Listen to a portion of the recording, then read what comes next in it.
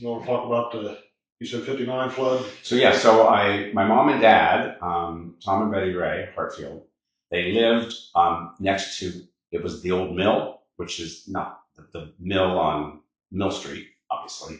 There was apartments there, one on the lower floor, one on the upper floor. That house that's one block, just like next to the mill, like east of it. So they were on the upper, and she said the water was coming up to the porch of the lower apartment, and their friends lived in the lower apartment. And she said they were trying to evacuate people, and I forget the guy's name, but somebody wouldn't evacuate, and you could hear him playing his trumpet all over the south end of town because he wouldn't evacuate. He was on an upper floor. I think he was on Main Street in those apartments above Nick's, right here. And mom said you could hear the trumpet all over town. He would not leave. I'm like, oh, that's like the Titanic when the band was playing, as the boat was sinking. So that's my 59 story. My 79 flood story is that, so I was 11. And so right there, just at the Utica Herald, the water was like up to that point. Well, of course, we wanted to play in it. We went down, everyone wanted to see. This was before, you had cell phones and everything. It was streamed live. So I'm down there playing it, and my brother and some of us, well, John Stone, I think, and maybe Rod, we all went down. And one of the other mothers said, "Oh my goodness, there's a culvert there. They're all going to be sucked down into the culvert." And I'm like, well, the water was just sort of still. It wasn't like it was moving. So I was like, that's not. I was like, no, it's not. We want to play. We want to play. But we were forced to get out because my mother thought we were going to be sucked down into the storm. So, yeah, so that's what I remember about 79. And let's see. That's it. And then the 85 tornado. The tornado, yes, okay. So, John Stone's going to kill me, but we were out playing. It was, hot in summer.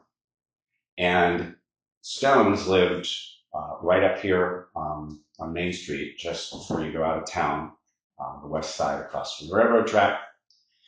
And we were walking up the street and we heard the siren go off. Woo! So we run up to his house and to warn his mother, and we say, and I ran into the house in front of him, his house, and I ran in. I'm like, Carolyn, it's a tornado. And I ran into the bathroom, and she was sitting on the toilet.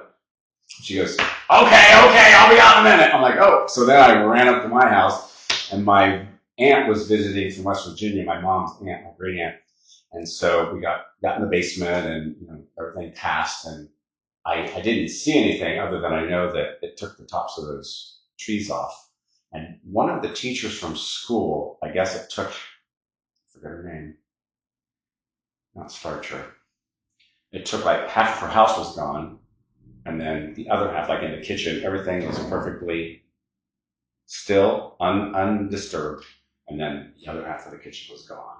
I can't remember her name though, but yeah, I remember that.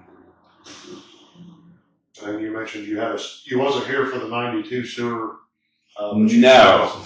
Sewer story. No. So I was not here. I was in LA at that time. But my mom, who lives up in the North End, was trying to get out to Jeannie McDaniel's, who had her beauty shop out on 62, just outside of town, past the storage places. So she couldn't get, the roads were blocked, so she had to go out. I think she had to go out up Vance Road and back behind a long way to get, she was not going to miss her hair appointment. And my aunt's calling because my aunt lived on Jefferson. She said, "You're going to leave the house?" And Mom goes, "Well, yes, I've got a hair appointment." So she got her hair done. Come hell or high water, she did the hair. I guess before we move on, anything else your younger years you can think of? Well, I tell people in California, I'm like, yeah, it was really good to grow up in a small town where people knew each other, and you could leave your doors unlocked at night and all of that. No, I'm very happy I grew up here. I'm back here now, so I'm back here 70% of my time is here, and I like it. I was had a really good childhood, kind of leave it to Beaver. That's what I tell people anyway. And it was more innocent, more wholesome. better times in a lot of ways. So, And so, how did you come to get into your film work? well, I went out to be an actor. I first auditioned and was accepted to the American Academy of Dramatic Arts, which is one of the oldest acting schools in the country. Started in New York, but they also had a campus in LA. And I thought, oh, well, I've been in the winter all these years. Let's go to the sunshine. So I went to the LA campus, which was in Pasadena. And I did that. I studied there. And I got little roles here and there, but it was such a overwhelming thing with 10,000 people who just look like you.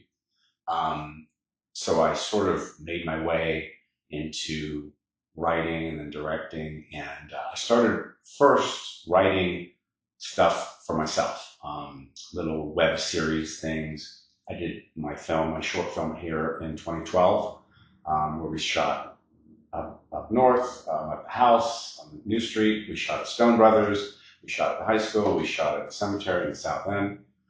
Um, and So I was writing stuff for myself. And then I realized, oh, I really want to be behind the camera. I really want to direct and produce everything. So I started writing TV shows and things and stuff for other people, basically, or commercials or stuff like that. So yeah, so that's how that evolved. I lost the acting bug and decided to be the director bug. So that was how that happened.